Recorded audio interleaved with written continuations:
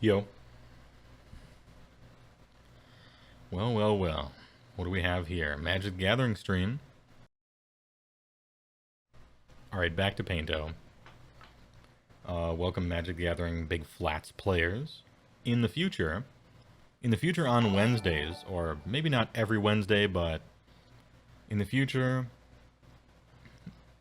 Wednesdays might be Commander Day. I might play Commander on TTS with viewers for fun and profit.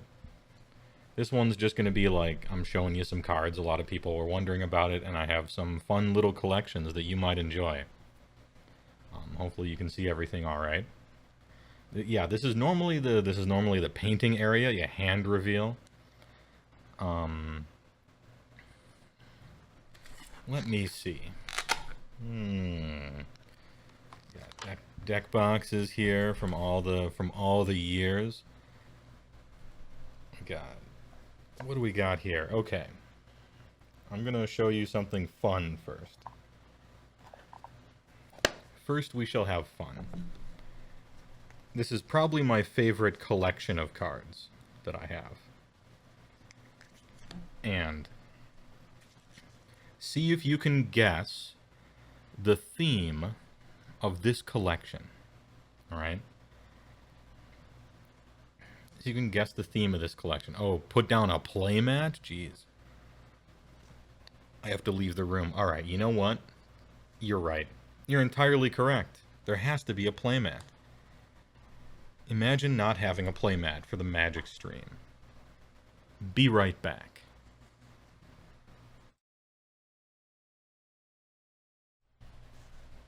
There we go. Let's get a... Oh no, wait, this is the wrong one. That's not the right playmat. Couldn't be that one.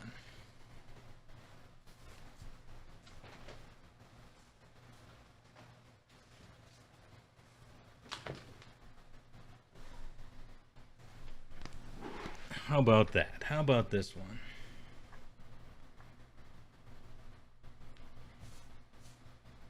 That's Kristen Pleskow. Now we're talking. Much better.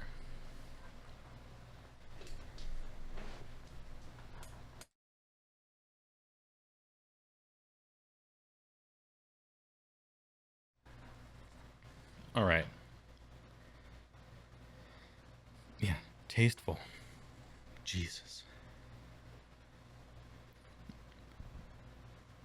Let's see if you guys can figure out the theme of this collection of cards. Starting off, we have this card right here. If you can see you got a warped landscape, it looks like.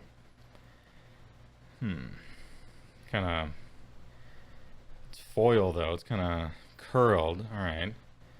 What could this be? Maybe well, it's a warped landscape, so maybe it's a warped landscape.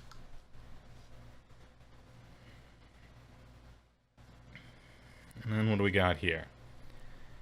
Oh, that's a foil. Oh, it's a foil. Yep, foil. Very good.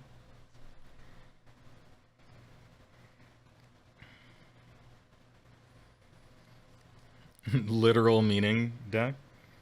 And then we have a concealed courtyard that when it was being printed, there was an ink error in the printing process, and ink spilled all over it while it was being printed, which is actually, you might say, kind of concealing the name a little bit of the card. And so this could be a concealed courtyard. Interesting. Oh, burnt offering. Oh, and look at that. Yeah, a burnt offering. Got ourselves a Riptide here.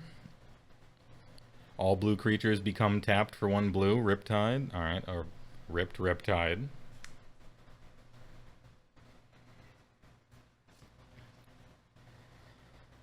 And then we have a Desert Twister, which both sides match, so this was shifted.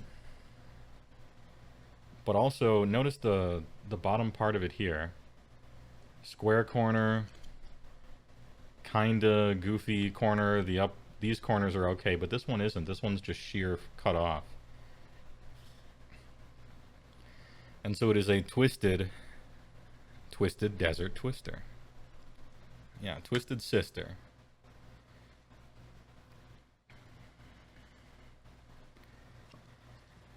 Next up, yeah, fucking pun deck. Yeah, yeah. Centering's a little off on that one, to be sure. Now we have a Ghost Fire, and if you could tell on this Ghost Fire, the printer was running out of black ink, and so when it went over the black and the text, it only just barely got the text on there, and so it is a ghosted Ghost Fire.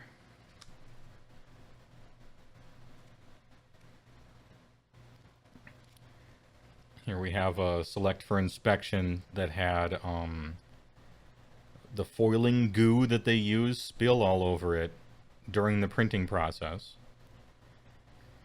And so we have a Select for Inspection that should have been selected for inspection. I actually particularly like this one. And I managed to track down the other card that was printed on this sheet, which the giant blob like continues onto the next card in the sheet, but it's not a pun. I got it somewhere. I couldn't find it. How does this deck exist? Alright, Select for Inspection that should have been selected for inspection. This is one of my favorites. And then we have an Astral Slide.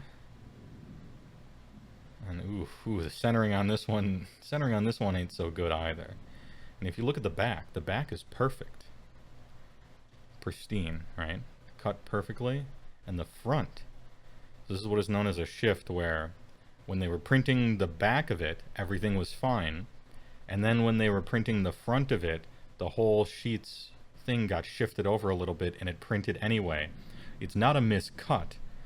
A miscut would be, it's cut improperly. And both of these, like front and back, that would be a miscut. But this is a shift, where the cut was proper, it was just the thing on the sheet was shifted. And it's a foil, by the way, Astral Slide, and so it is a slid Astral Slide.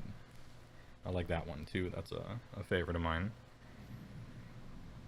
And then we have this here. We have this one right here. Now this one is a miscut, because as you can see, it's the same on both sides. And most of it is this elemental, but if you look at the card down here, it is a malfunction. And so this is a malfunction. It is a malfunction that, there was a malfunction in the card creation process. I like that one as well. That's a good one. Is there another deck of the universe like this one? With puns? I don't think so. Or at least fourth wall, if you want to say that. Yeah, just a bit outside.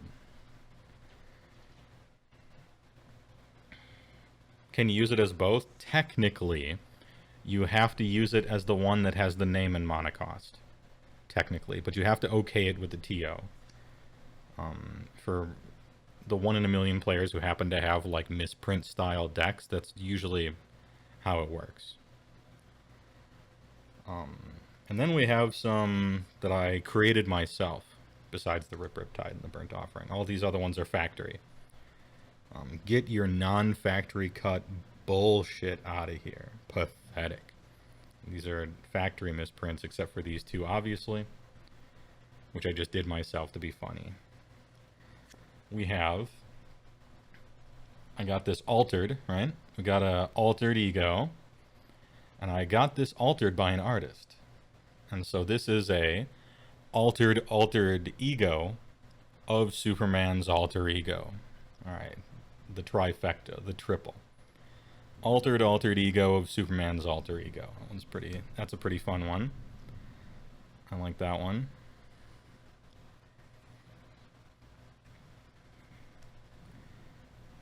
And then we got an Ink Eyes here, and you probably can't tell.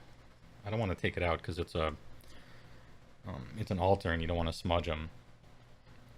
We have, if you can see, this is an Ink Eyes. And I bought this card HP with awful surface wear around all the entire outside of it. It was just white everywhere. Like this thing, the person who owned this thing originally, apparently didn't know that sleeves existed in Magic. And so I got out a Sharpie and I colored all the edge black, which is known as inking. If you ink the edges of an HP card to make it to try to make it look like it's near mint, but it's very obvious. Anyone who's buying cards will be able to immediately tell if you did or not.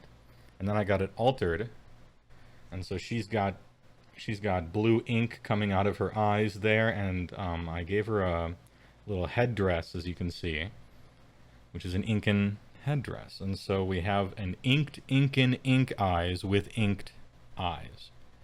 So the outside is inked Incan ink eyes with ink coming out of her eyes. And there's this is my little fun collection of essentially pun meta fourth wall misprint cards. Please enjoy. Also, I guess say hi, YouTube, maybe. I hope you enjoyed. You have the best altered art card in the world. You have a misprinted spellbinding circle that was missing a printed piece of art, and it was illegal. Oh, weird. They don't allow those in Yu-Gi-Oh, huh? A fellow rat connoisseur. Even considering taking it out of sleeve. Yeah, I'm not trying to take them out of the sleeve. I have some other random goodies, of course, such as this card here. I don't know if you can read that, what your language is. Inquisición de Cazolec, which is, of course, a Spanish Inquisition. Not bad.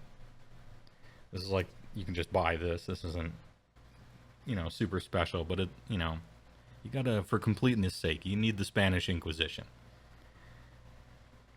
Maybe I should get it altered to have the red guys on it. So, that's that.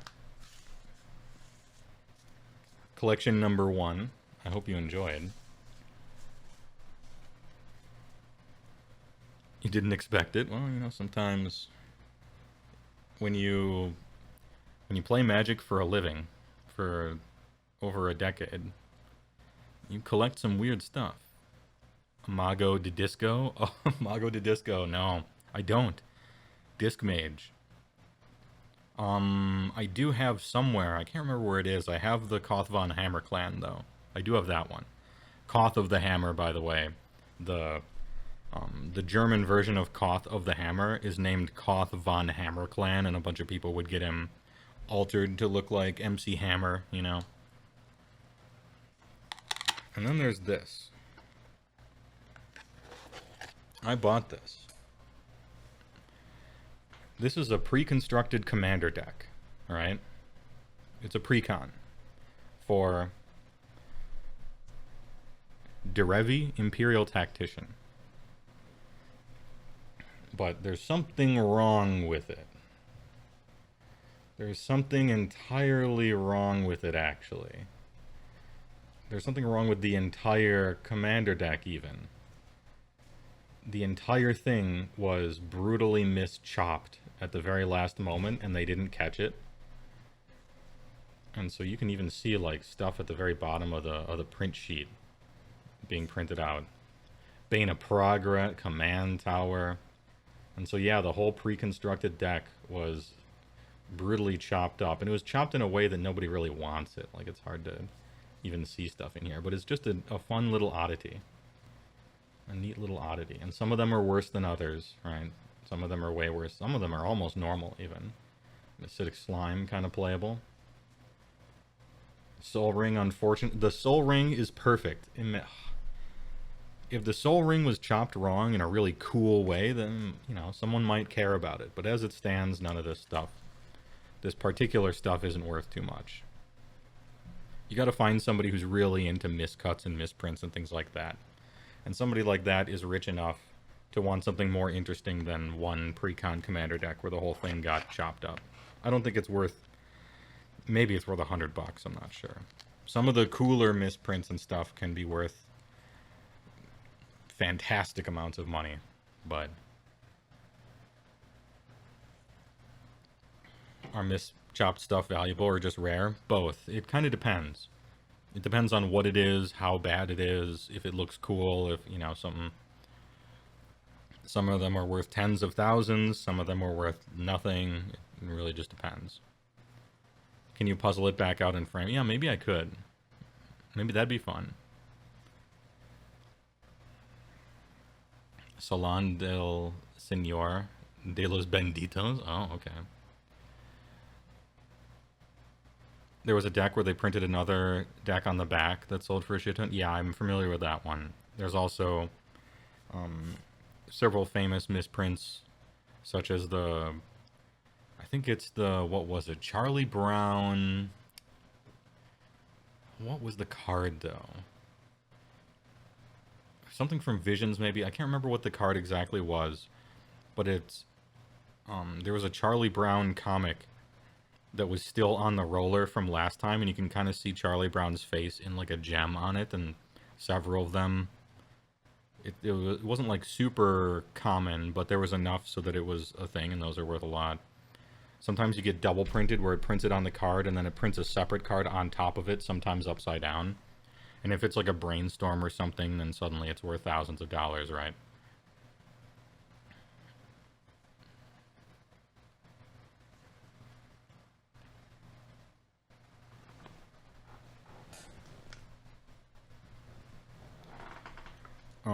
For instance, we have common like, this is a very common misprint, for instance. Like, this thing's worth nothing, I don't think. This is the classic Drudge Skeletons from German... I want to say German 4th edition, maybe. But it was printed with a swamp art by accident, as you can see at the very top. Herr der geplagten Skelette. I don't know how to speak German. But yeah, I think it's Drudge Skeletons, and it has a... By accident, they printed the swamp on it. And it might have been just all of them. So it's pretty not rare. But it's fun. Other random cool stuff. Oh, you know, I never ended up getting this one signed by Mark Rosewater. I wanted this one to get signed by Mark Rosewater. This is the silver border card from an unset. Called Look at Me, I'm the DCI. And you can't see the artist credits, probably. But the illustration credit is actually Mark Rosewater, because he drew this. So it's his illustration credit. And I always wanted to get it signed by the artist, which was him. Which would have been silly. Apparently I have a Magic the Gathering rules specific to Legends cards rules insert. These came in boxes of Legends cards that would tell you about the new Legends updates. And for whatever reason, I kept them over the years. This was a cycle they did, I want to say in 2000, 2001, maybe even on into 2002. And it's a cycle of not dead, I don't think it's dead languages for all of them, but these are all foil, and so we have Kavu Fuern. So one of these is Greek, one of these is Sanskrit, one of them is, I want to say Hebrew, another one is not Russian, but a type of Russian. And at the time, I think they're either dead languages or crazy languages, and it's one of each from Plane Shift and then, you know, various stuff like that. Oh, you can't really see the text on them very well, can you? This one's Greek, I know, ancient Greek. Yeah, questing Feldegriff. The Sanskrit, Russian, and Hebrew, which always looked to me like an upside down language for whatever reason. Yeah, Hebrew is still spoken, so it can't be dead languages, right? I don't know what the official term was for them, but they just came out with 6 of them, and I thought they were cool. I don't think they're worth anything, really, even though they're 22 years old. Presence of the Master. There's nothing special about this card. It's just a Phil Foglio literally just drawing Einstein on a card from a long time ago, and I always thought it was funny that he's just like, no, dude, fuck it. It's just gonna be Einstein. It's just straight up him on a Magic card. This is in Legends. Yeah, maybe uncommon languages. One of those Phil Foglios who got pretty goofy with his card arts. There's nothing like crazy weird about this card, really. It's not like a misprint or anything, and it's not rare. I just thought it was weird, and so I kept it. And then, what do we have here? What do we have here? Oh, a Spectral Tiger loot card with the code that I used. Someone might be, yeah, wow, TCG. Yeah, this is the one. I used this on my character. Then I have a Spectral Tiger. Yeah, Spectral Tiger loot card, and this is the one that I opened, and this is the one that I have on my account to this day. And at this exact moment, boy, am I, I'm kind of sad that I used it. Because judging by the price of a Spectral Tiger loot card that has not been used, I would probably take the money at this point, you know? Don't look up eBay Spectral Tiger code or card that hasn't been scratched off. It'll just make me sad. It's like $4,000. Probably, yeah. I think it's like $4,000. I'll take the $4,000 nowadays. I'll take it for sure. It will. I mean, it's a badass mount, but we take the money, or I would have. I would now. Back in the day, boy, it was a real cool mount. I tell you what, but.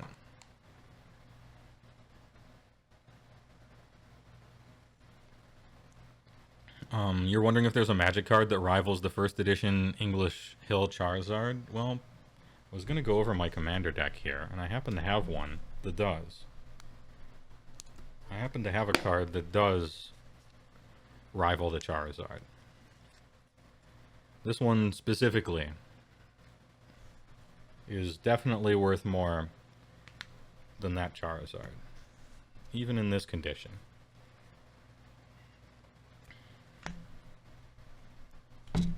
So this is the worst most expensive Commander deck ever.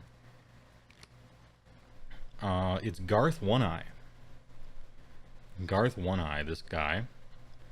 He is a 5-color commander, which I like because I like 5-color commanders. They're fun.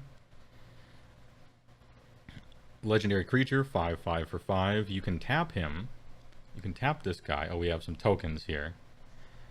Luck, skill, victory from, geez, Las Vegas 100 million years ago. They were handing out these tokens, and I got a few of them. So what he does, choose a card name that hasn't been chosen from among Disenchant, Brain Geyser, Terror, Shivan Dragon, Regrowth, or Black Lotus. Alright? Create a copy of the card with the chosen name, and you may cast the copy. So this is, you tap him, and you're like Black Lotus, and so you make a Black Lotus. And then next turn, you tap him, you can't choose a Black Lotus, and this is just a token, right? Like, you're like, oh, I want a Shivan Dragon, let's fucking go, you know. You still have to pay for them. It puts the copy on the stack, and then you actually cast the copy, and you have to pay the mana for it and everything like that. Now, if he leaves the battlefield and re-enters, he forgets. It's just per Garth. So if you flicker Garth, you can make another Black Lotus. And if you flicker him again, you can make another Black Lotus, right? So you can make as many Black Lodi as you care to. And so I'm like, you know what?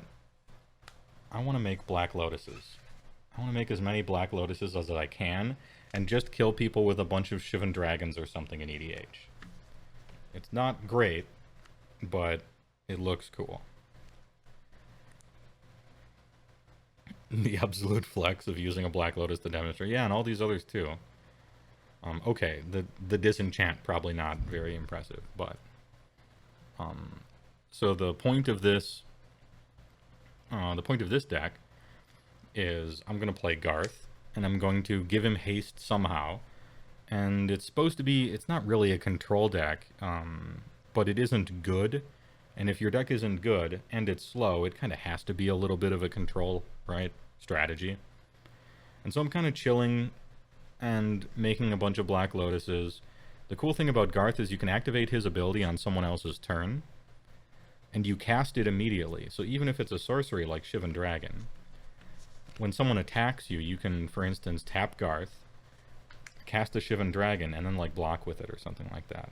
So all of these cards essentially become instant speed when they're on the stack and asking to be cast, right? And so you have a bunch of dragons in this guy, you have Terror, so you can kill some creatures, although Terror isn't a very good removal spell.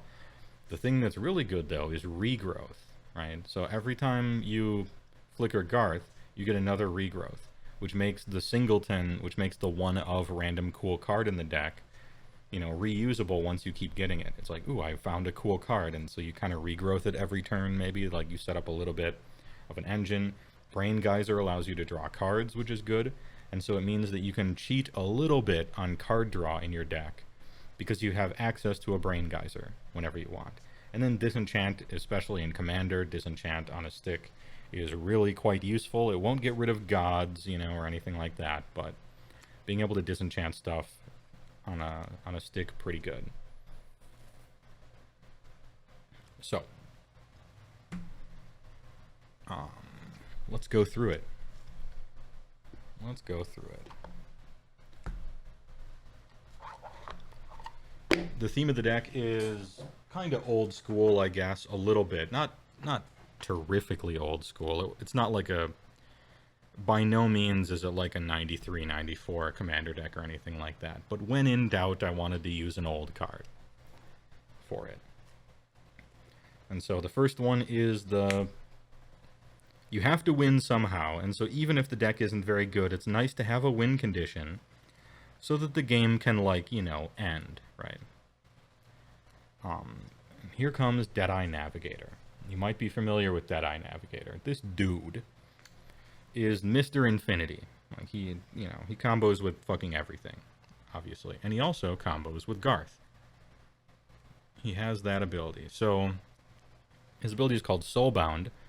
You may pair this creature with another unpaired creature when either of them enters the battlefield, and they remain paired as long as you control both of them. So let's just pretend that there's some haste, you know, all your creatures have haste enchantment out, which is necessary for this. And I got a Deadeye Navigator on the battlefield. I'm going to play Garth, and now they're paired. As long as he is paired with another creature, each of those creatures has pay 2, exile this creature, and then return it to the battlefield. So I can pay 2, I can exile Garth, and he is returned, and since he enters, they can pair up again. Well, if he has haste, we can make a Black Lotus. And I can sack the Black Lotus for 3, use 2 of it to pay for this. He's flickered. Oh, look at that. I have a floating mana of any color. Well, blue. And now I can make another Black Lotus. So it's infinite mana of every color, which allows you to probably win. And the cool thing about this infinite mana combo is you got your win right here. It's printed on him. You don't need a third card in your hand. You don't need other stuff to do. Because when you're done making infinite mana, you can just create a Brain Geyser and force your opponent to draw 100,000 cards and they lose. And then you flicker him again, create another Brain Geyser, force another opponent to draw 100,000 cards. So he's got it all printed here. Once you create infinite mana, you can just win, right? You don't need that extra, you know, third card in your hand or something like that, which is kind of nice. So that's like the one good, this is the one good thing in the deck. Everything else is just sort of like, I mean, it's chugging along, but now we enter the Laboratory Maniac meta. I mean, He does have a terror on him, so we can terror the Laboratory Maniac. I probably would do that, I think. And it's all instant speed, which is kind of nice as well. And so for the land base of a 5-color deck, we want one of every dual. And these are cool because they have the original both land types, so we can search for them with one of every fetch. And then there are some basic lands, right? There's one basic land of every type. So if you play Blood Moon, I will simply lose, and I'm okay with that. I knew this coming in. I'm emotionally prepared for it. If you're on Magus of the Moon, Blood Moon, you know, Winter Orb stuff, I mean, you'll just win. That's fine. You know, you gotta lose somehow. But to pretend like I'm going to... It's truly just pretend. I'm just pretending not to lose to that. And then we have the Triomes, which I actually really like these, especially with fetches. You can first turn fetch out 3 land with it, which is super useful. Super useful. So I got a bunch of Triomes here, all the ones that have so far been printed. They just came out with new ones. I'm going to put those in. Then we got the World Tree, which is cool. It enters the battlefield tapped. As long as you control 6 or more lands, all of your lands tap for any color, just making sure that we can get access to any color we want at any time. Fetch, you're assuming it's a deck search? Oh yeah, so I should point this out. So like, this is affectionately known as a fetch. It's a land that you can tap it, pay 1 life, and sacrifice it, and search for a mountain or an island. And so this is cool because you can... here's an island, technically, and now I have 2 colors, right? These are not in good condition, by the way. I'll show you up here, but they're looking... I mean, well, they've been played with, all of them. But, you know, you can search them out. And the cool thing about the Triome lands is that they have all 3 types, although they have to enter the battlefield tapped. Which is... So, like, the early turns of this deck are really slow. You're not doing a lot. You're mostly just assembling your colors, which is why... You know, the deck is kind of bad. And World Tree, then we got Command Tower, of course. Reflecting Pool, which allows you to add a mana of any one color that a land you control could produce. So you can double up with this one. Reflecting Pool is pretty good. And then 2 of the green ETBs untapped as long as you have 2 or more opponents' lands. Because green is the most important color to get early on because you need it for color fixing and ramping. And then this is green-black and green-blue because blue and black are the best secondary colors to get based on early game number and type of colors for the cards I want to cast early on average. These are probably getting replaced with the 2 extra Triomes, so we have all of the Triomes. And then pet card alert, absolute pet card, is Alchemist Refuge with the special...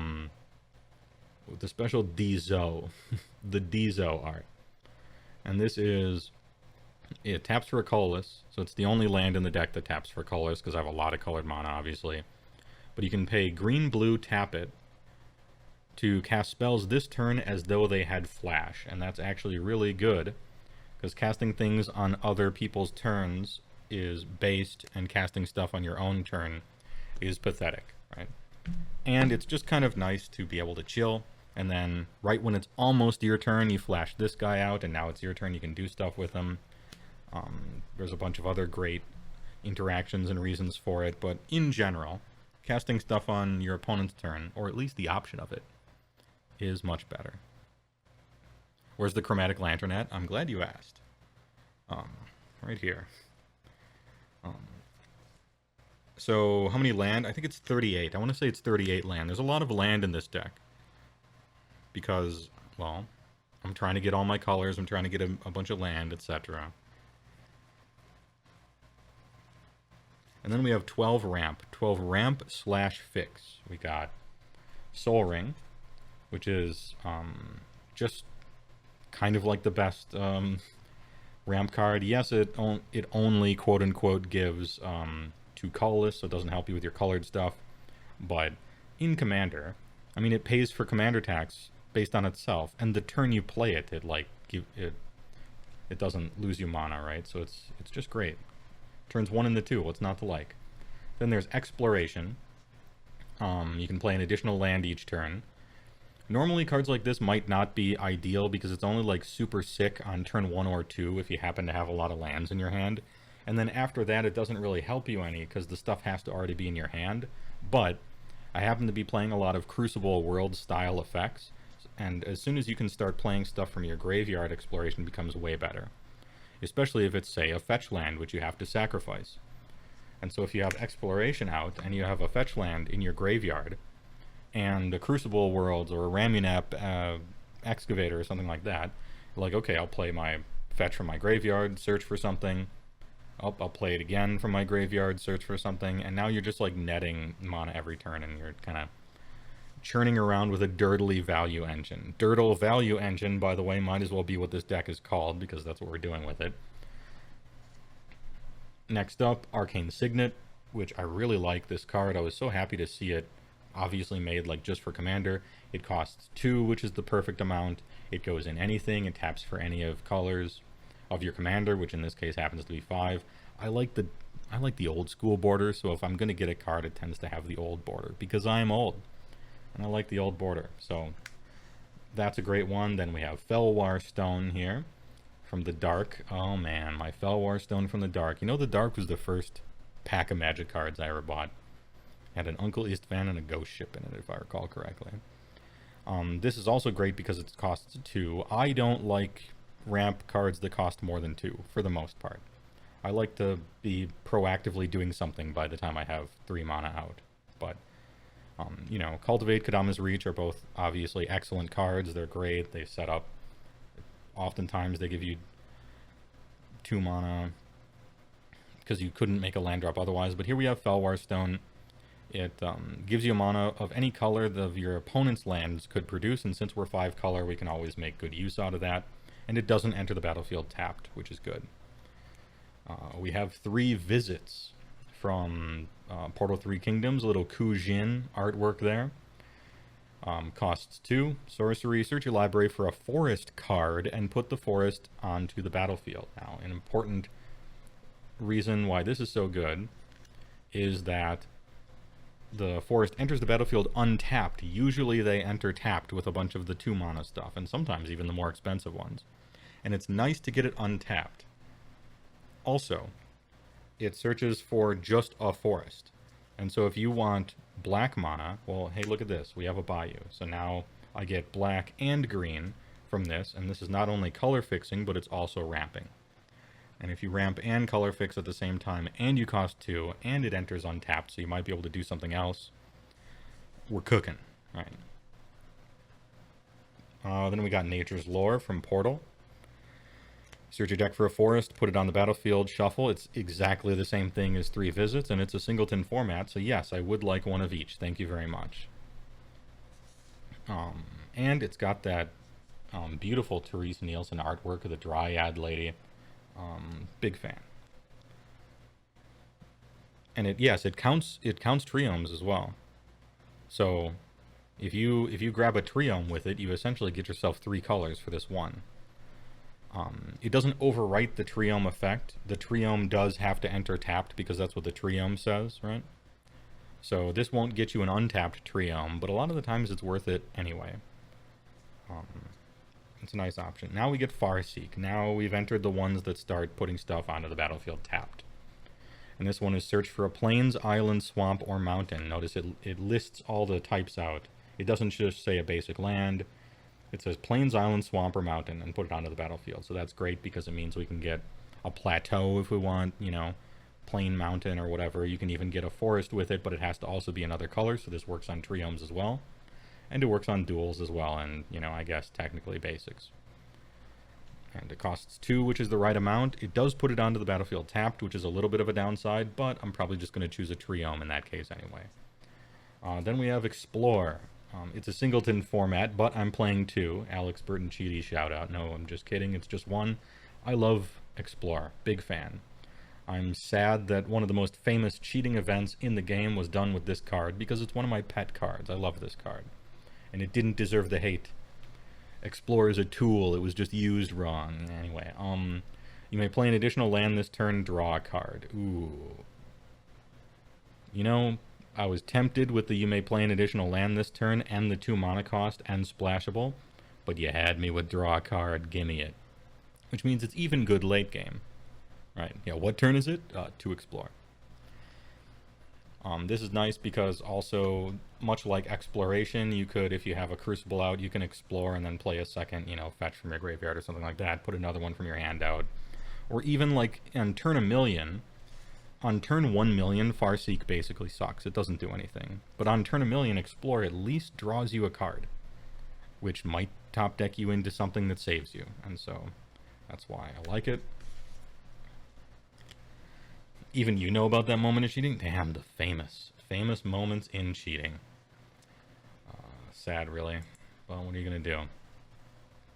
Now we're getting into the 3 mana cost stuff, which is more than I want to pay most of the time, unless it's really good. And, well, I mean, Chromatic Lantern's really good. Lands you control have tap, add 1 of any color, and then it also taps, and it doesn't ETB tapped or anything. So this fixes all your land. It turns everything into command towers, basically. And that's just great. And so, we're in this. And whoever said, where's the Chromatic Lantern? You were right. It's in there. Most of the 3 mana cost only tap for 1 mana things suck, but I think Chromatic Lantern is worth it.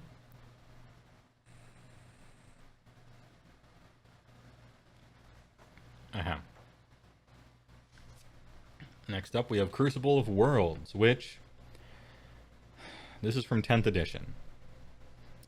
I opened this 10th edition Crucible of Worlds in a pack, and I drew all over it. And I made it the Death Star. I drew a Death Star on this. And then I even wrote Artifact Death Star, and it's on the actual card. So this thing is technically worthless, or maybe it's worth something if you think that's cool. But I'm never going to sell it, so I guess it doesn't matter. I thought it was funny at the time. Now Crucible World's a kind of expensive card. Well, what are you going to do? It lets you play land cards from your graveyard, which is really good when you're playing with fetch lands. You know, you put this out, and you're like, oh, cool. It basically just +1 land a turn for only 1 life. And you start with 40 life, and life is a resource. And your life only matters if you would die. Your life only matters if you would die. Otherwise, you're good. Right? So anyway, Crucible Worlds is in for sure.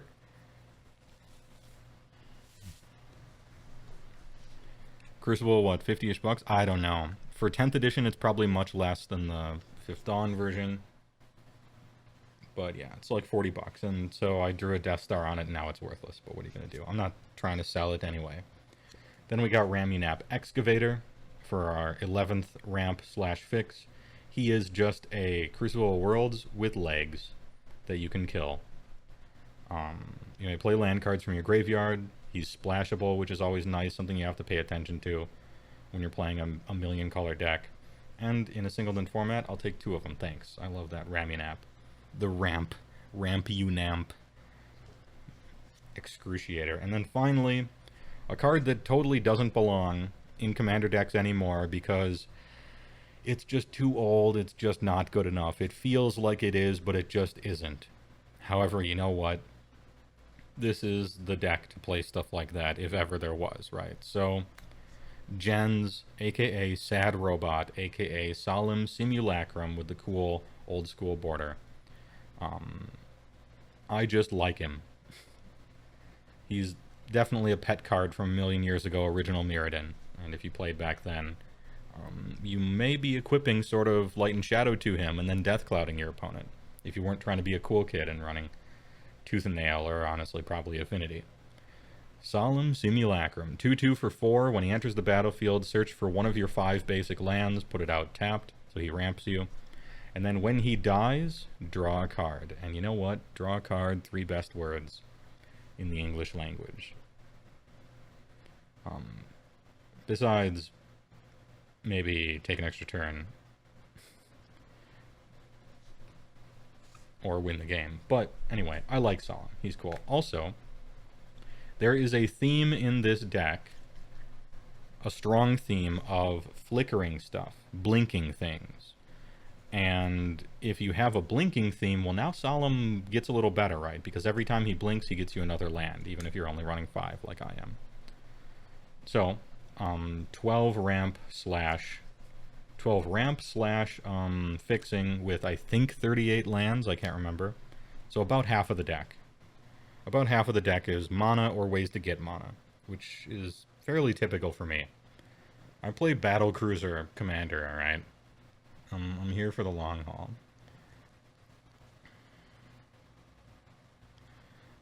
Let's see. And now we get into the stack of cards. What's the next most important thing? So the first card I showed was the combo that goes infinite and wins. The second amount of cards is the lands, and the third amount of cards are the stuff that gets you land and mana. So after your general, your 1-card instant win combo, and ramp, what's the most important thing after that? You guessed it, it is draw. Drawing cards is the best thing to do. You familiar with Sword of Hearth and Home? Yes, I am. I have one, I just don't have a deck to put it in. I'm hoping the Age of Sigmar, that Age of Sigmar Magic crossover thing has something cool in it that I can make a commander deck out of and put my Sword of Hearth and Home in, because I love Sword of Hearth and Home. It flickers a dude, it grabs you a land, it's so good. It just does everything I want to do. Big fan of it. Are we mono weaving? Nope. Mono weaving is either cheating or a waste of time. That's it. It's either cheating or a total waste of time. One of the two. Choose your path, I guess. Anyway, so drawing cards is so good. Knight's Whisper is our first draw card. This is also a pet card, and it's just like, I think, one of the better draw spells in all of Commander. It only costs 2. It is splashable, requiring only a black mana. Draw 2 cards, lose 2 life. You start with 40. Replaces itself, plus card advantage. Auto-include. So good. And then we have Sylvan Library from Legends.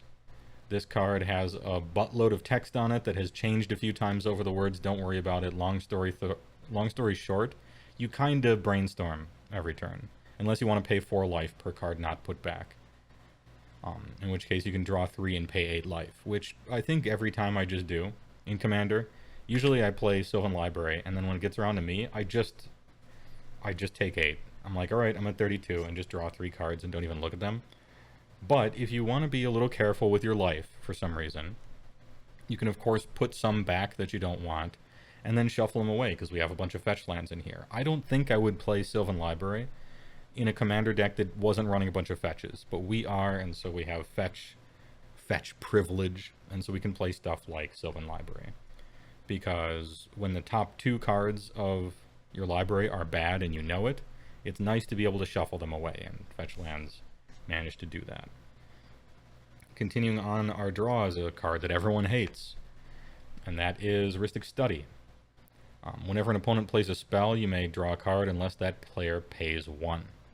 And it is splashable, of course, and it only costs 3, and it's an enchantment, and it draws you a billion spells a game. The downside is everyone hates you for playing it, but not as much as a bunch of other stuff, and not if you're not annoying about it.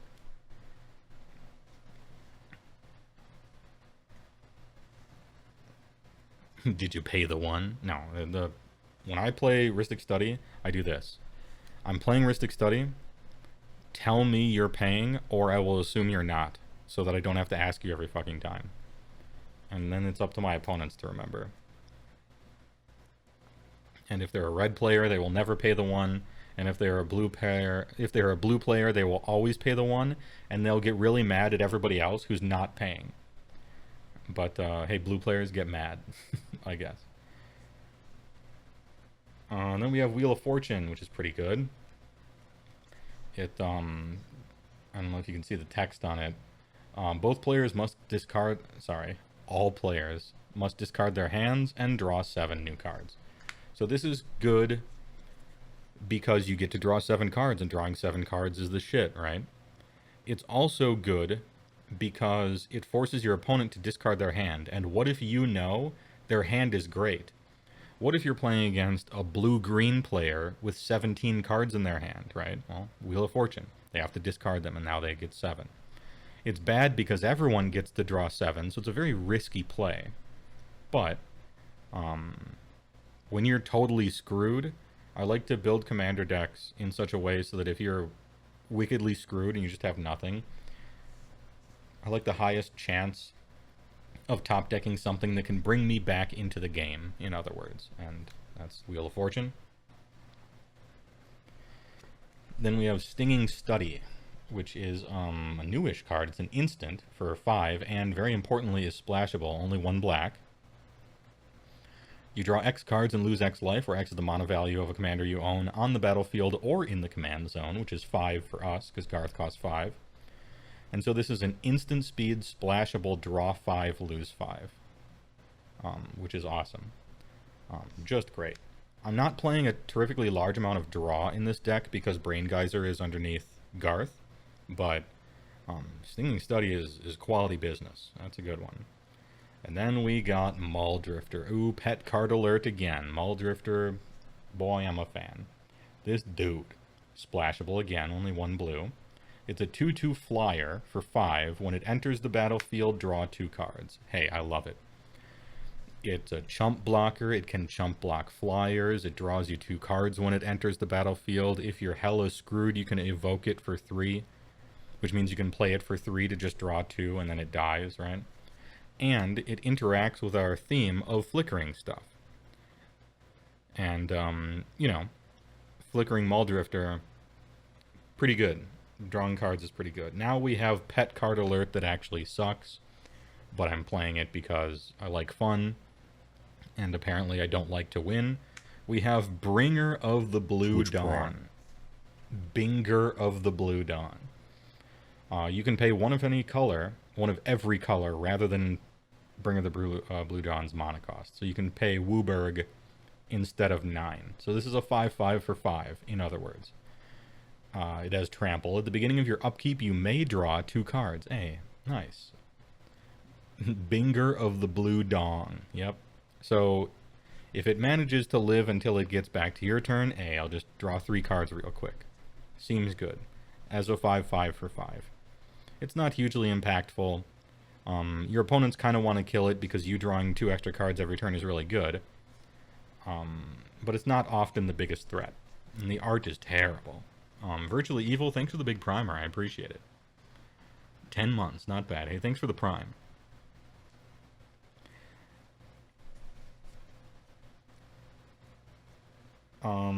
That's all the draw, really.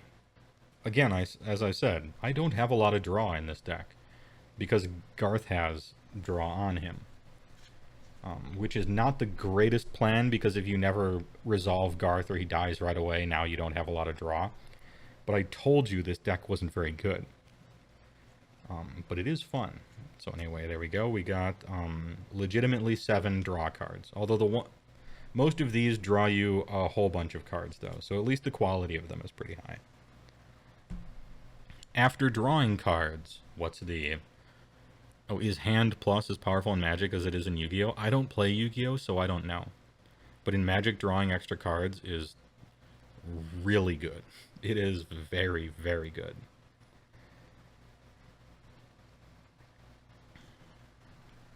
Really good.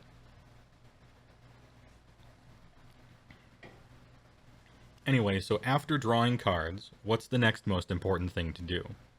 Well, it's tutor for cards, which is kind of like drawing cards, but hear me out, these get you exactly what you're looking for. And so we have Demonic Tutor. This one costs 2, and it's splashable, which is a plus. Search your library for any card and put it in your hand. This is cool because you don't have to show your opponent what you get. It only costs 2, and you can tutor for anything. You can get any card with it. That's great. That's just really good. I guess the downside is it's a sorcery, but this is downside.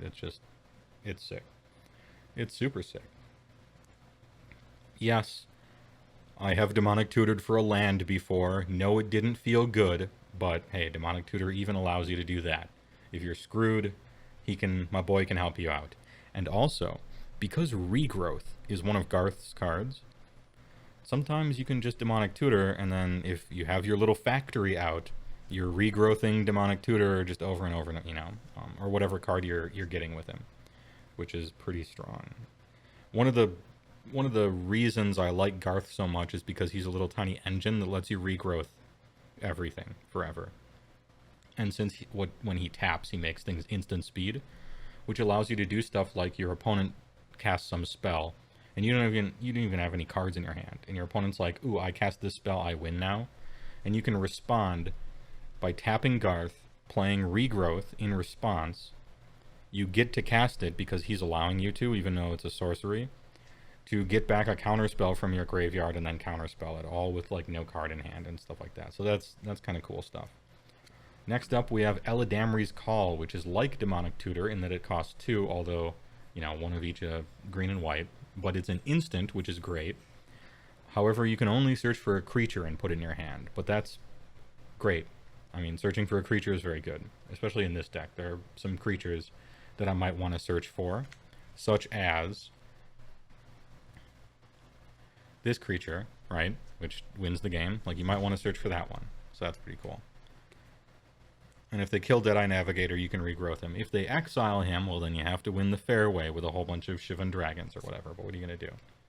Demonic Tutor for Cabal Coffers. Ooh, Cylon Supreme. I didn't realize we had a gentleman and a scholar in the chat. Very, very well done. Next up, we got Spell Seeker. She seeks the spells. 1/1 for 3.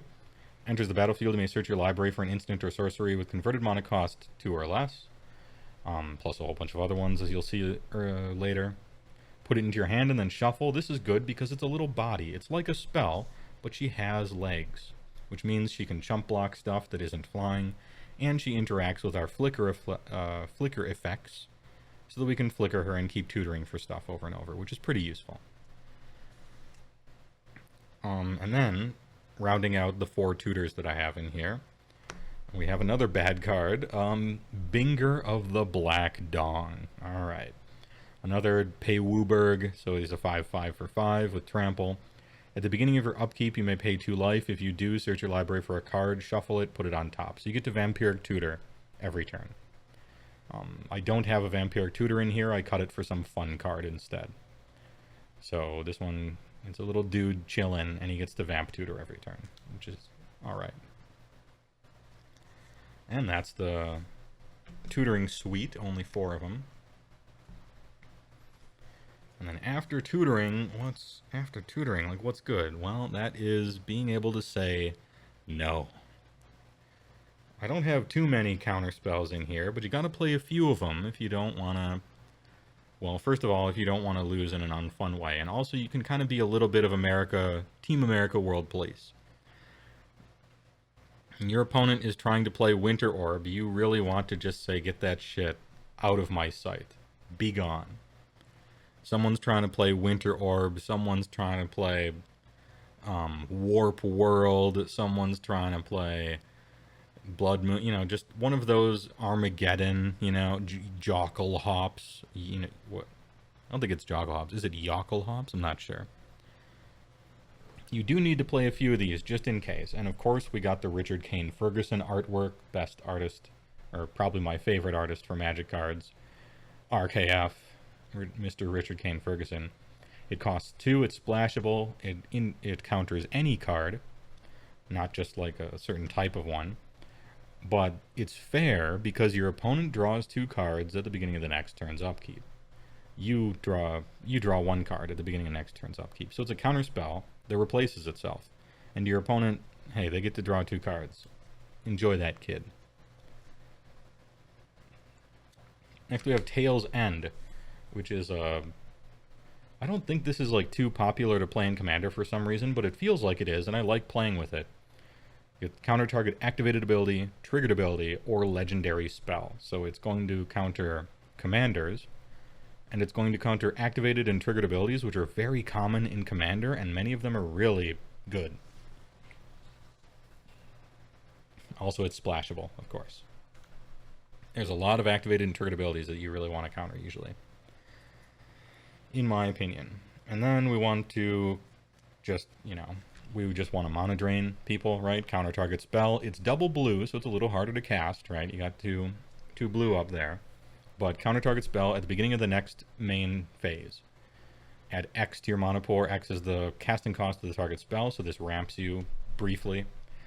It's basically like, ooh, I'll counter you Tooth and Nail, and now I have 7 mana in my mana pool. That's pretty cool. And then I can use it to Brain Geyser myself or whatever. So, mana drain is pretty good. It's basically counter spell with a huge upside to it. Pretty good. Pretty good card. Then speaking of just better than counter spell, we have counter spell. It counters target spell. It costs 2. What do you want? With that Mark Pool, that fine Mark Pool artwork on there, I guess. So we got that one. And then finally, the last counter spell, because I only play 5, is Disallow, which counters target spell or activated ability or triggered ability. It just counters anything, pretty much. Double blue, so a little harder to cast, and it costs 3 instead of 2. But it can counter basically anything, unless it's uncounterable, obviously. And then that's the 5. We got 5 permission, if you want to call that pile permission, I suppose. And after permission, what are we doing? We are playing removal. After permission, there's removal. And I got a lot of removal, because I like to remove stuff. You have to be able to smash or destroy, right? And so, first things first, we have Swords to Plowshares, which is simply the best removal ever printed, and it was made in the first set. It's 1 mana, it's an instant. Exile target creature, no graveyard for you. And they gain some life or whatever, but who cares about life? You're killing people with infinity or commander damage or whatever. Like, the life gain isn't really a big deal. So yeah, Swords to Plowshares, just simply the best. Simply the best. And then we got Chaos Orb. Now, technically, this card is banned, but also, if you look at the edges there, you'll note that they are square. This is a collector's edition card. It was given to me by Jason Jaco, the CEO of Eternal Central, when he was coming up with doing Chicago-style American 93-94 old school format. And we were at a whiskey bar and just shooting the shit, and I started playing old school because of him, and he gave me this card and drew all over it. Destroy everything. And I have to ask my opponents if they let me play with this, because it is of course banned. It costs 2, and you can pay 1 at any time to designate, and this is how it works. You designate a card. Ooh, I designate this card right here. And then you hold it at least a foot over the table, and you flip it over, and if it fails to land on the card, it does nothing. If you hold it like this, and it, oh no, and it lands on it, the card is destroyed, whatever card it is. My microphone is like right here. Don't judge me, alright? I'm tilted. I actually missed 2. Anyway. So, Chaos Orb is sweet. Most opponents will let you play with it, because I was just going to replace... I bring a Vindicate with me, which is 3 destroy target permanent. So I'm like, you know, may I play with this? If you don't want me to, because technically it's banned, I'll play with this Vindicate. Most people want me to play with this because, first of all, it's fun, and second of all, like, the chances are pretty high that you fail, right? And so Vindicate, if Vindicate resolves, it just always destroys the thing, right? And so you might as well take the card that might fuck up. And so that's the second one. Then we got Return to Nature. It's an instant for 2, it's splashable. Choose 1, destroy an artifact, or destroy an enchantment, or exile a card from a graveyard. This is great. It's a disenchant only better, because it's an instant that for green, and green is technically a better color than white in this deck, although really it doesn't matter. But the cool thing is an artifact or enchantment or exile a card from a graveyard. And if your opponent is, you know, maybe your opponent is trying to reanimate something from the graveyard and they're like, oh, return target creature, you can exile that, it's kind of useful. So, then we got D-Spark. Give them the D-Spark. 1 white, 1 black. It's an instant exile target permanent with converted mana cost 4 or greater. So this won't target little stuff, but being able to exile stuff, especially, let's pretend, maybe there's an enchantment that's also a god that's also indestructible. That when your opponent untaps with, he wins the entire game. Like maybe some red card, for instance. Well, you want it exiled because you can't destroy it. And so this is very nice. I mostly want to exile people's stuff. Speaking of exiling people's stuff, we have Anguished Unmaking with the metal album cover, like cool ass art. The metal, like the heavy metal poster, like series of cool arts. I always thought those were really cool, and so I got one for this one. Exile target non-land permanent, you lose 3 life, it costs 3, and it's an instant.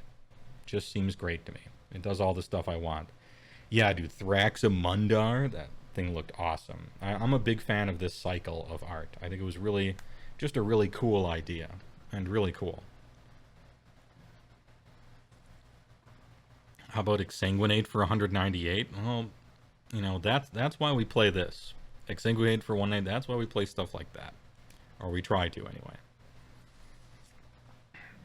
Next up is it's kind of a new one. Druid of Purification. It is a 2/3 for 4, splashable, only 1 green. When it enters the battlefield, starting with you, each player may choose an artifact or enchantment that you don't control. Destroy each permanent chosen this way. So, I choose an artifact I don't control, and then they choose an artifact or enchantment that I also don't control. So it doesn't hit your stuff, it just hits all the opponent's stuff when it enters. And so you're getting multiple value blowing up a whole bunch of stuff, and it synergizes with our flicker effects, so that's pretty good. Then we got the Chupa. The fucking Chupa. Ravenous Chalupa. Alright. 2/2 for 4, not splashable with double black, so maybe a little hard to cast sometimes.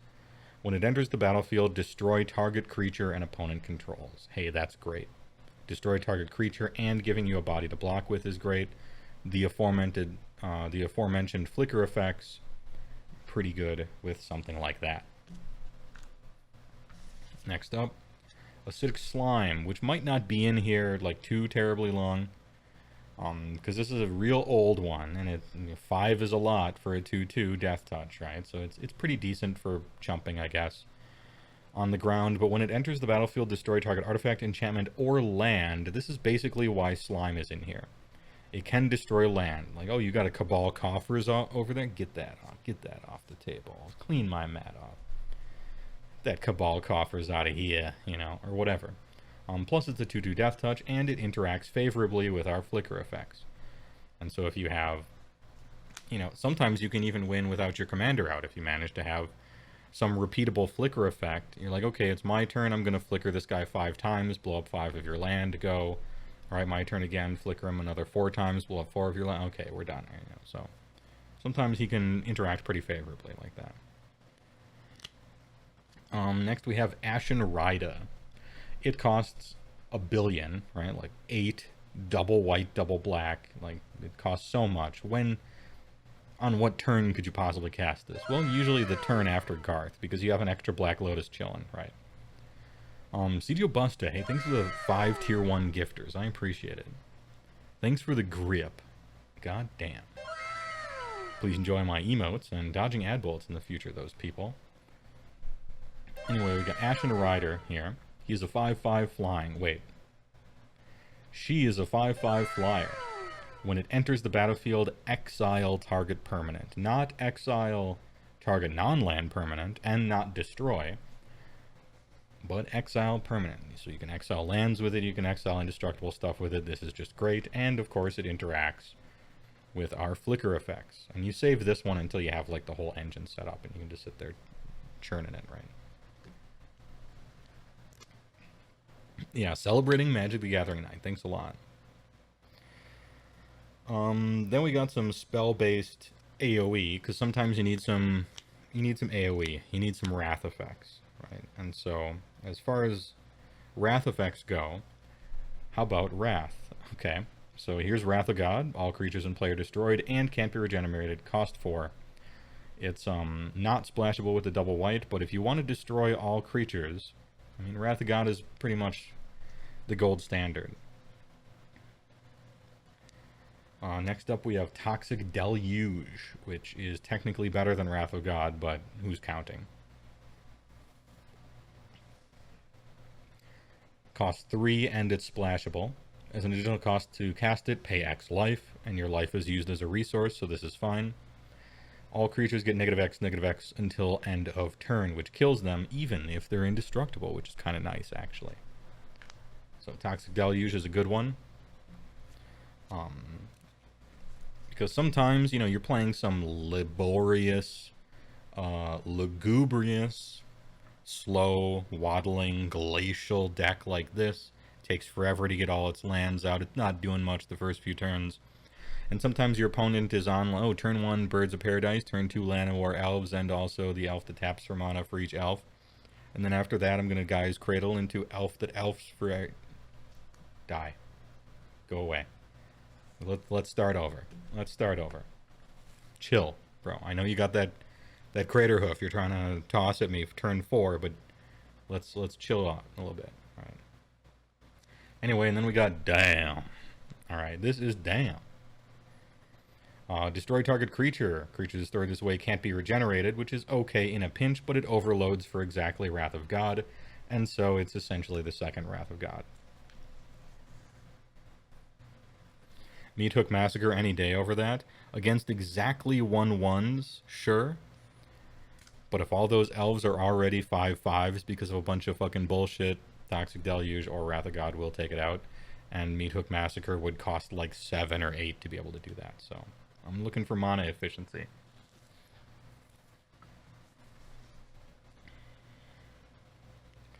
Then we have Cyclonic Rift, a card that, if I'm totally honest, literally should be banned. But until it is, I'm going to play with it because it's overpowered as fuck. In response to something or at the end of someone's turn, you cast Cyclonic Rift and then you untap and win the game. That's what Cyclonic Rift does. You are totally losing.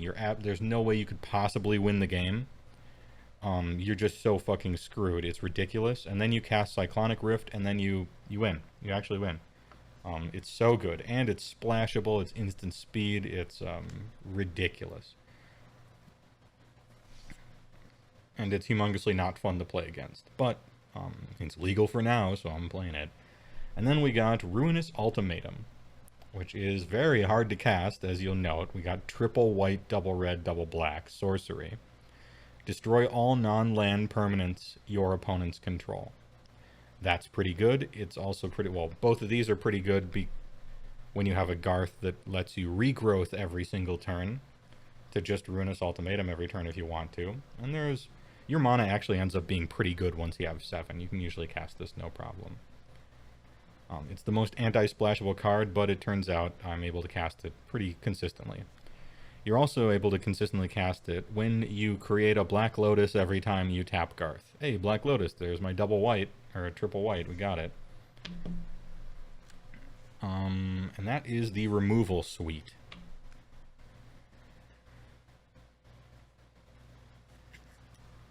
Now we need to protect, we need a little bit of protection, not too much protection. Can't afford too much protection in here. There's too much fun to be having, but there is a little bit of protection. I mean, it just wouldn't do if Garth got killed, right? That sucks. So we have Shalai, Voice of Plenty. She is a 3/4 splashable for 4. With flying, planeswalkers you control and other creatures you control have hexproof. So no targeting anybody else. She's basically, she is white knighting literally for Garth. She is protecting him. And technically you, I guess. You can kill her, but you have to, you know, you gotta take her out before you can get to my boy over here. And then also, we have this extra little ability down here. 6 mana total. Put a 1/1 counter on each creature you control. I don't know if I've ever used that or been in an opportunity where I wanted to. But hey, the option's there. You can do that. So there's a little bit of protection there for Garth. And then we have Asceticism, which is just a This is just a great card. And if you can see way in the back, there's Troll Ascetic, which is a famous can't be countered shroud troll dude from original Mirrodin who got put into the back of this art, which is kind of cool.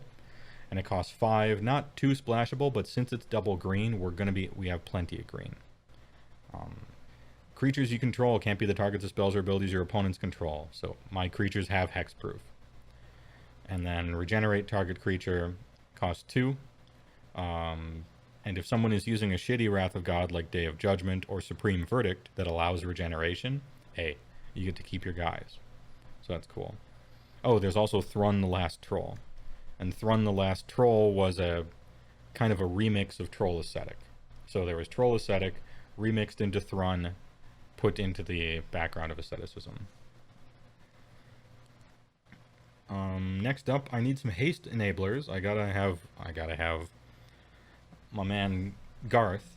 If I'm gonna pay one of every color, 5 mana for a general, I better be able to tap him before someone kills him, so I can at least get a Black Lotus out of the deal. And so haste is important, and haste on all creatures is important, because I'm not trying to equip him or pay mana to do what and then lose it. I want it to just be everything, because I'm gonna be making Shivan Dragons that want to attack right away, you know, so on and so forth. Right? So we have 1,000-Year Elixir. You may activated abilities of creatures you control as though they had haste, and you can pay 1 to untap. And so it's really easy to cast, right? Just 3 of any color. And you get to untap Garth, so double tappies on Garth, which is super good. Then we have Further. Fervor is splashable, 3 mana. Creatures you control have haste. Well, shit, there you go. Everybody has haste. Good one. I'll take it. For only 3. 3 seems to be the cost that I'm willing to pay for that effect. Then we have Fires of Yavimaya. And creatures you control have haste for also splashable green, red, colorless, so 3. And in a pinch, you can sacrifice it to give target creature +2/+2. Which I don't think really ever matters, but it's basically Fervor again. So there you go, good one.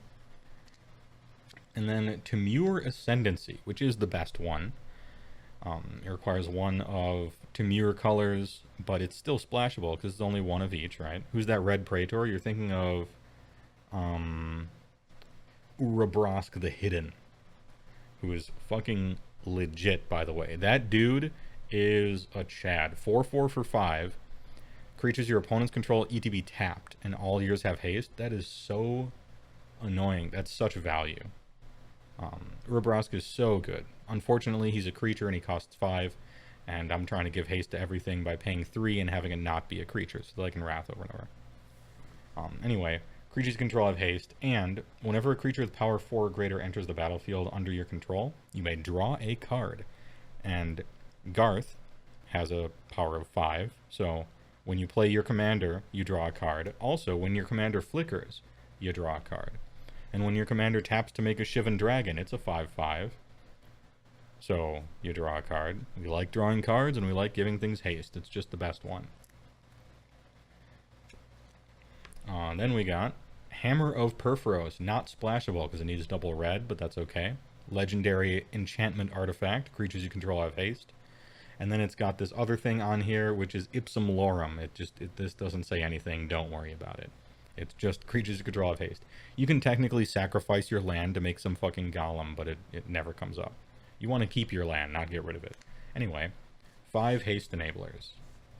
So 5 ways of giving my boy Garth some haste, which is the number I felt ended up being worth it.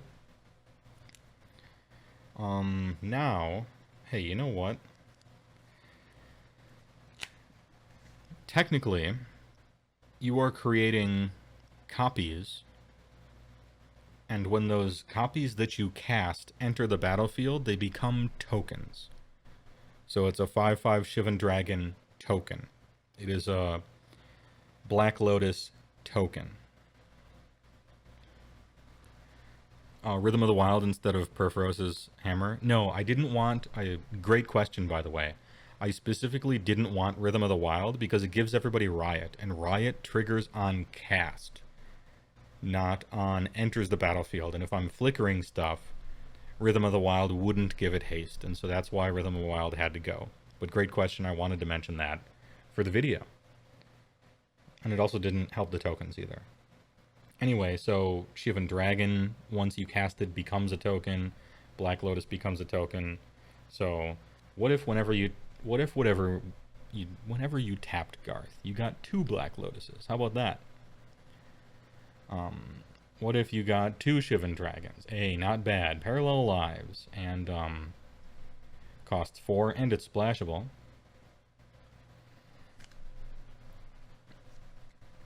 So that's nice. Every time you tap Garth, you get 2 Black Lotuses. I'm in.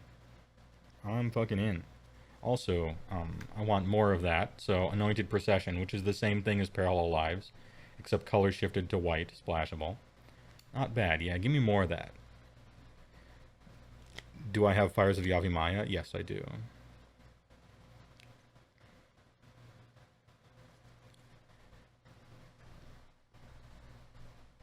Rhythm of the Wild is not on cast. It just says non-token creatures you control have right. Oh, okay, yeah. That must be the reason then that it doesn't work on tokens. I thought Riot was whenever you cast it, it popped up. But maybe I'm wrong. I thought Riot was on cast. Any tape checkers in the chat? Maybe I could look up the official wording on Riot.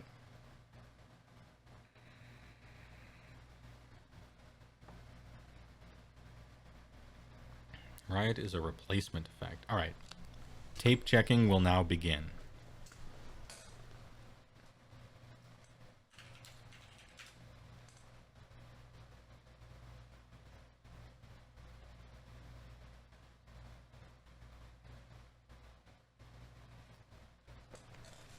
It is not on cast.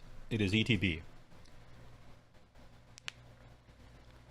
It doesn't work on tokens then. That must be the reason why I originally didn't put it in.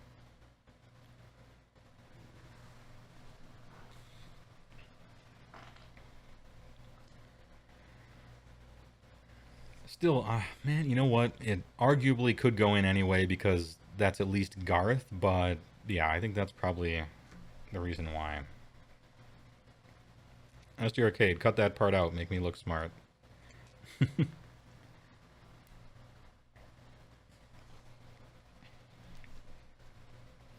Anyway, what else do I want to do? Well, there is a flicker theme, right? So let's flicker some stuff. Here we have Thassa, the Deep Dwelling, which is pretty good. She's indestructible. She costs 4, splashable. As long as your devotion to blue is less than 5, she isn't a creature, and you never want to turn her into a creature, because if you do, someone can Swords to Plowshares her.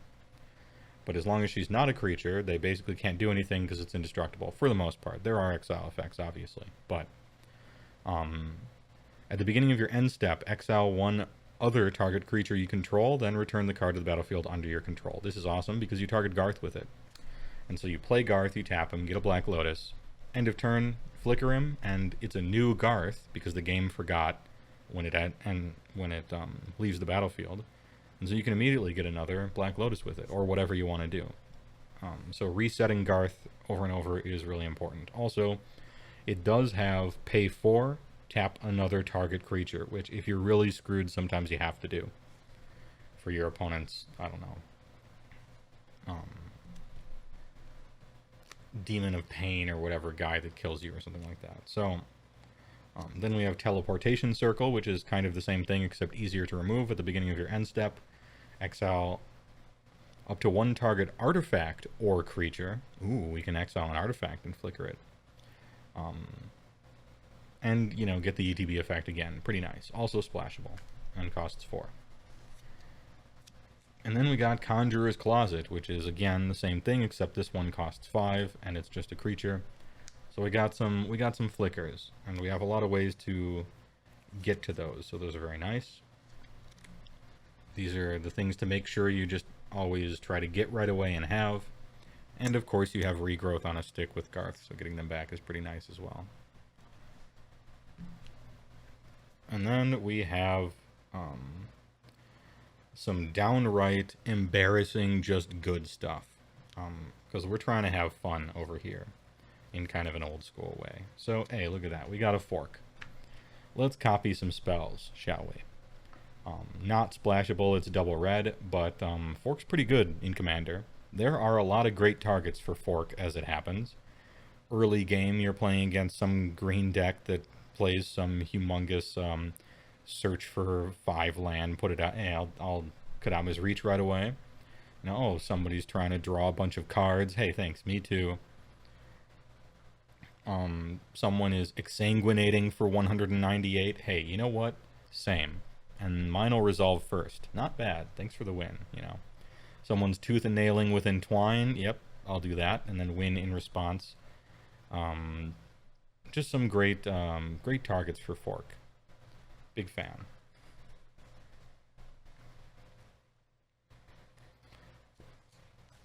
Then we got Dockside Extortionist, another card that probably should be banned, but isn't. He's a 1/2 for 2, splashable. When he enters the battlefield, create X treasure tokens, where X is the number of artifacts and enchantments your opponents control, which is a lot. And we have a flicker theme.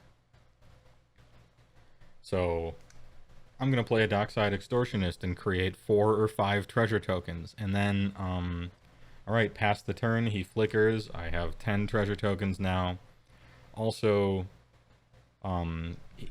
depending on the number of artifacts and enchantments your opponents control, he goes infinite with Soulbound Boy as well. Although you will need an extra card to win if you go infinite with Dockside. Then we got Eternal Witness, which is just I mean, it's been a pet card forever, but it's just a staple of Commander. It's regrowth with legs. Not very splashable, but again, 2 green is pretty easy in this deck. When it enters the battlefield, return something from your graveyard to your hand. That's great. It works well with the flicker effects. It can chump block. Just all around a good girl.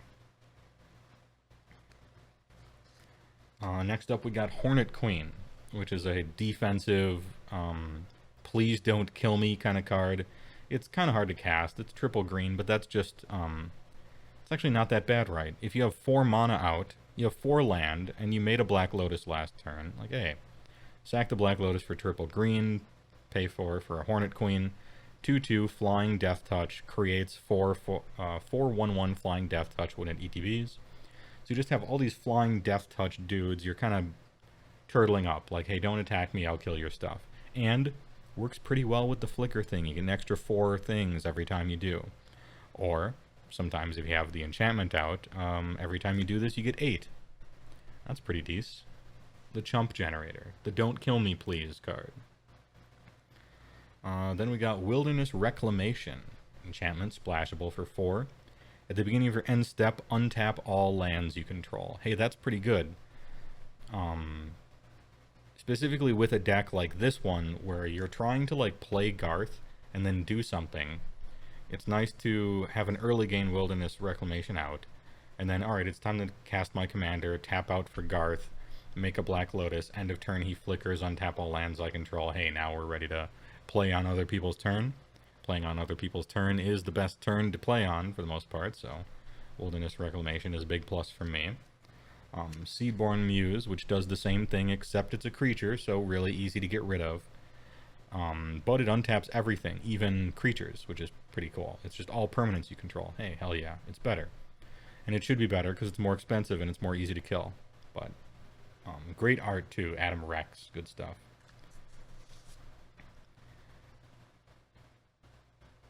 And then we got Maelstrom Archangel, little Wooburg flying angel lady, 5/5 for 5. Whenever it deals combat damage to a player, you may play a non-land card from your hand without paying its mana cost. This card kinda sucks, but it's fun, and that's why it's in here.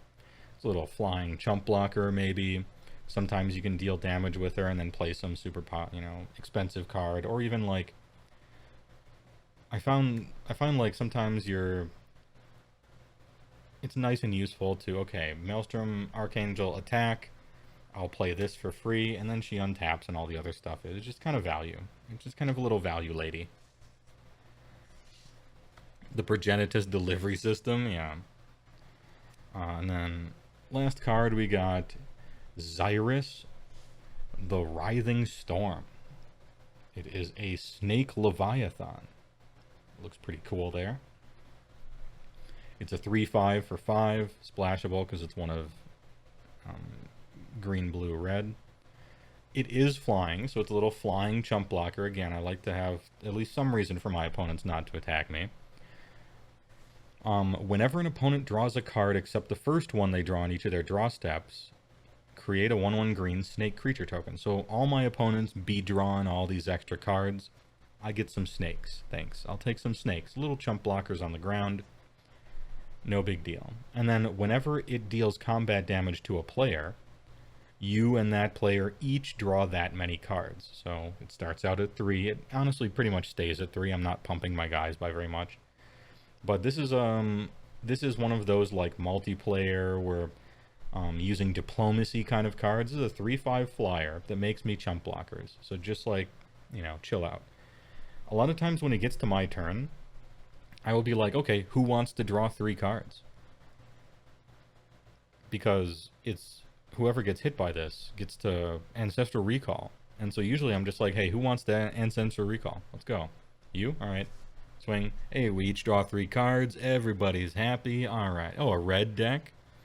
Hey, red deck over there. You want to draw 3 cards, don't you? Here, take 3. I'll take my 3 as well. And I'll make some snakes, you know. Or if somebody on the table is humongously winning, you know, then I'll swing at somebody else, and now we can kind of team up. Hey, you have an out to this situation probably, right? All right, let's try to help you draw into it. It's a diplomacy kind of card. And most players are more than willing to take 3 damage if it means they get to Ancestral Recall for free. And so that's kind of nice. I would, that's for sure. Even if I was at 3, I would die on purpose just to draw those 3. Anyway, and that's the most expensive commander deck that sucks. I hope you enjoyed. Combo with Nekusar and friends. There isn't, I didn't actually have, I don't have combos for this guy in here. He's just here for fun and like diplomacy and letting opponents draw cards if it means that we can team up on the person who's totally winning over there or something like that. And I admit, drawing 3 cards for myself.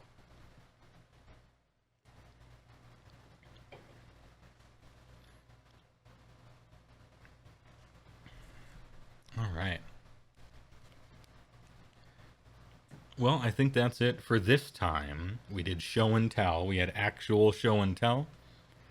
Various collections of cards. Let's see.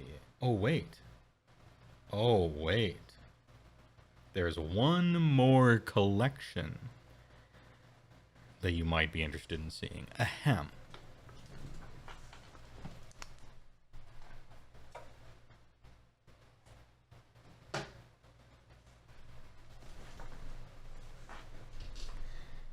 There's one last collection of cards you might be interested in. Now, this one, it's not going to be crazy. You know, this isn't Black Lotus and a bunch of dual lands or anything. This isn't, you know, factory misprint puns or anything. So it's not crazy or anything. But these are my funny collections. I have a few of them. Oh, by the way, this is a card that is just the foil underneath the sheet. It's not, they didn't print a card onto it. They just printed the foiling first, and then they just didn't print the actual card over it. So that's kind of cool. That's not part of this collection here. Can you guess what this collection is? We have Rain of Salt. This is the saltiest cards in all of Magic, alright? There are no saltier cards than these cards right here. Rain of Salt. Salt Flats. Salt Crusted Steppe. Salt Skitter. Salt Marsh. Salt Field Recluse. Salt Blast, Sowing Salt, and Salt Rolled Patrol. Alright, guarantee 100% the saltiest cards. No question.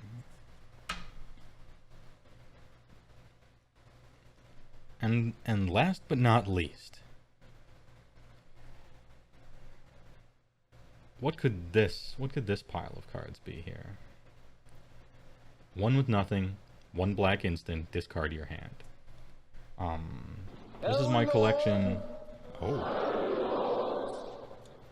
Oh, you are so big. Ooh, you are so big. So absolutely huge. SG Arcade, thanks for the huge donation. $25, big. I appreciate it a lot. TY. Huge. Oh wait, should I... Did you have a... Oh, we did it, boys. MTG stream? Yeah, so we have one with nothing here. This is a collection I made a while ago. This is a very old collection. But it is the worst cards in Magic. My collection of the worst cards ever. So here we have one with nothing. Hellbent for one. There is a way to make use of some of these. But this one is classic, so we had to. One with nothing. The classic Chimney Imp. Now, he is a creature, so it's possible to win the game with him, right? 1/2. He untaps for free every turn, right? But millions of years ago in original Mirrodin, okay? This was a meme, this card, for being just so bad. It is a 1/2 flyer for 5. And when it dies, an opponent puts one card from their hand on top of their library. And he untaps for free. Apocalypse Chime. It costs 2. And pay 2 and tap and sacrifice it to bury, which means destroy, can't be regenerated, all cards from the Homeland expansion. How many cards from the Homeland expansion that are permanents are playable? 0. The Apocalypse Chime. The only good card from all of Homelands is Merchant Scroll. It's a sorcery. And so it's not a permanent. So this shit is terrible. And for the longest time, Homelands was the worst Magic set of all time. And so, good one. Baton of Morale. Cost 2. Pay 2. Target creature gains banding until end of turn. Big. Huge. This is a power move. Giving a creature banding until end of turn for only 2. God damn. Pale Moon. Until end of turn, if a player taps a non-basic land for mana, it produces colorless mana instead of its normal type. This card got technically better, I guess, when Isochron Scepter came out, I suppose, because you could put it on Isochron Scepter. The real downside to this one, though, is that when you cast it, your opponent can just, in response, tap their lands and cast whatever they want. So this is like a famously awful card. And imagine putting this in a real deck, though, like building around it. You would have to have the most scummy, fucking smokestaxian kind of garbage deck. Anyway, what the fuck is banding? Great question. Delightful. That's the point. That is the point. One of the most quintessential bad cards of all time. Sorrow's Path from the Dark. It is a land that does not tap for mana. Tap it to exchange 2 of opponent's blocking creatures. The exchange may not cause an illegal block. Sorrow's Path does 2 damage to you and 2 damage to every creature you control whenever it is tapped. Sorrow's Path. And so you really can tap your opponent's Sorrow's Path down and just pyroclasm their board. It's so bad. It's so bad. It doesn't have fading, though. Yeah, you kind of want it to have fading. Then we have Great Wall. It costs 3. Splashable. enchantment. Creatures with planeswalking, like planeswalk, may be blocked as if they did not have planeswalk. And at the time this card was printed, there was a single card in the entire game that had planeswalk, and that card was some goat, and it was bad. And so this is a truly astonishingly bad enchantment. Creatures with planeswalk may be blocked as though they did not have planeswalk. And when it was made, there was only one creature, if I recall correctly, in the whole game that had that keyword ability on it. It's still bad to this day. And then we have Wood Elemental. It is a star for 4, splashable. It's an elemental. You'll be happy to know, Frank on the Rocks. The stars in the lower right-hand corner are set to the number of untapped forests you sacrifice when Wood Elemental is brought into play. So, let's just picture this. Imagine a world. You have 5 mana. You have 5 forests. You tap 4 of them, and you sacrifice an untapped forest, right? So you've essentially paid 5, and you lose a land forever. And Wood Elemental is a 1/1 with no abilities. If you have 4 mana, you play Wood Elemental, and it just dies to state-based effects. It has nothing. This is so bad. It is so bad.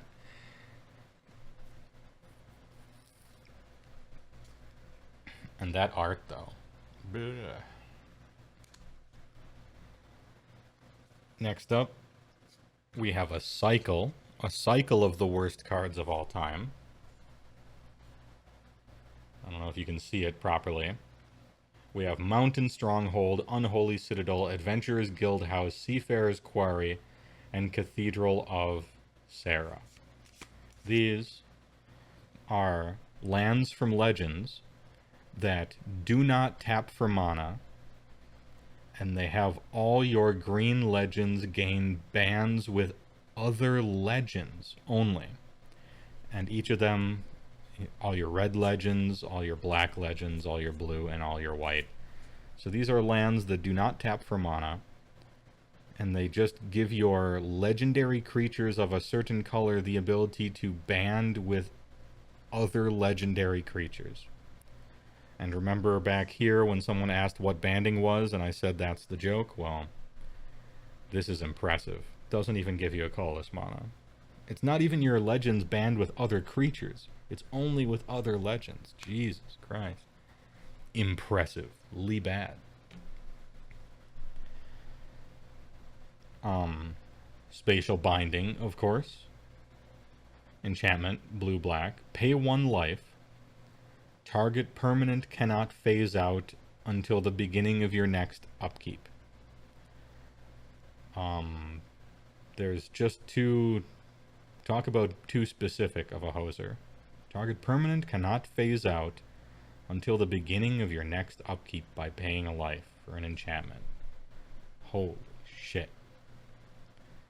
What does band actually do? It's kind of like, you know how when you are attacked and you block with several creatures, right? On one dude, and your opponent is like, okay, well, here's the order in which I'll deal the damage to them, right? If you're banding, you choose that.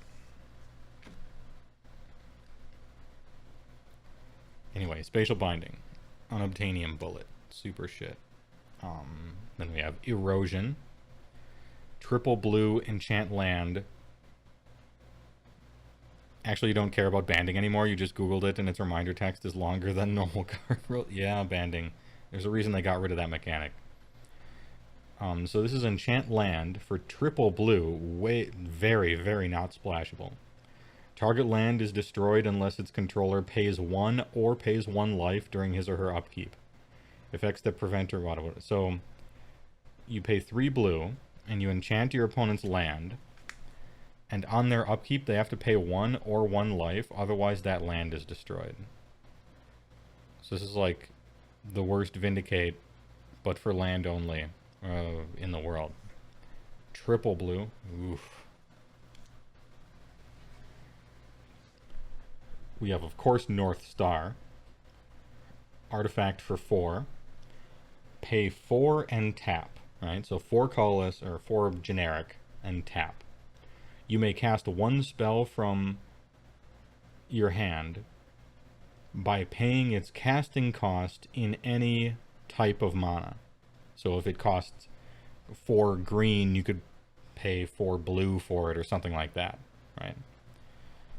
However, the card is still its original color, right? And so if you have a card that costs 2 green and 2 colorless, its cost becomes 4. But you have to pay 4 and tap it first. So this is a way for you to take a card that costs normally 4, make it cost 8, and all you get out of the deal is you can spend the 2 green for like 2 red. And you have to play this first. So it's like you've paid 4 on the turn. Now you can play a card that you're just missing a land color for, and you've paid a trillion. It's awful. You're getting Ice Cauldron vibes? Yeah. Yeah, you know, I used to have an Ice Cauldron, but it's not in this pile. And I wanted to put Ice Cauldron in there just because it's so dumb. And they used a smaller font for the words, but I can't seem to find my Ice Cauldron. It was going to be in this pile. We got Warping Worm. 1/1 phasing for 4. During your upkeep, pay 4 or he phases out. And when it phases in, put a 1/1 counter on it. Hell yeah, dude.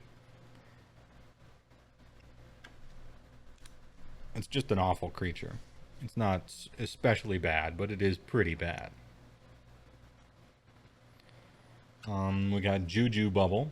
Costs 1. Cumulative upkeep 1. If you play a card, it's destroyed. So if you play a card, it's gone. If you cast anything, it's sacrificed. But you can pay 2 to gain 1 life. Hell yeah, dude. Let's fucking go. I know that life gain with no other effect on it is just awesome in the game of Magic, that's for sure.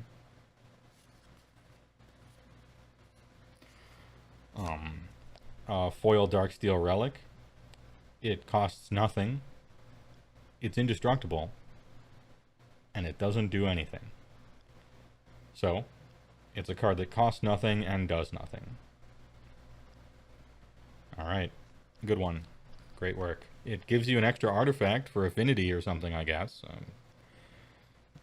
You could make it a 5/5 with that blue colorless enchantment thing, I guess. This might have gotten a little better over the years, but Break Open. Instant for 2. Turn target face down creature and opponent controls face up. Oh, you got a morph creature over there? Get that face up. It's only opponents. It's not you. It's not you. The only one who would ever want to play this card is a person who's playing morph, but it can't target your own things. God damn, is this bad. Anyway.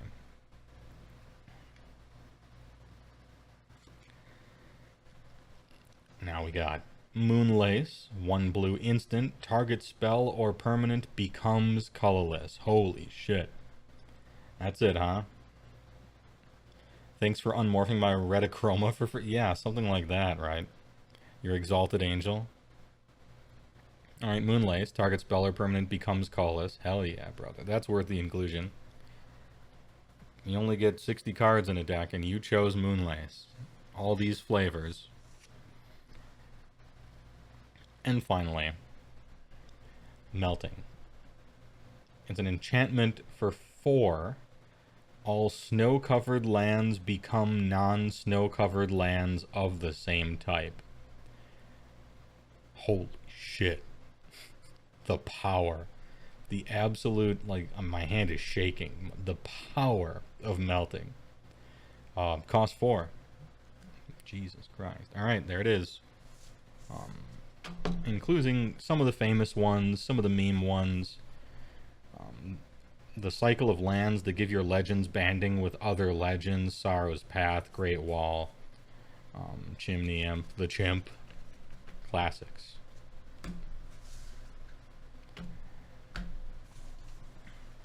Could you fork that spell to yourself? If your opponent cast it. No. It doesn't even work that way. You just opened a D&D pack and got an Ancient Copper Dragon borderless hollow. Should you buy a lottery ticket? No, if you're going to use the gambler's fallacy, you just used up your luck. You don't want to buy a lottery ticket because your luck has been expended, right? You're due for a loss after this one, you know what I mean? Anyway, grats on getting the cool card, though.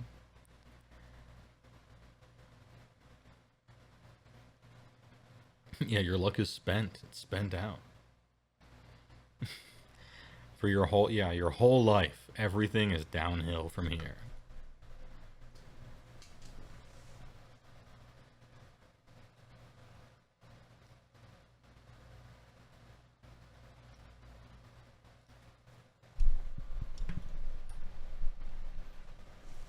I'm switching back. Anyway, people, hey, thanks for watching the show. Next Wednesday, we will be playing Magic. Holy shit. God damn. Imagine. Please enjoy a word from our sponsors one last time. And then thanks for watching. A special word from our sponsors. Hey, kid.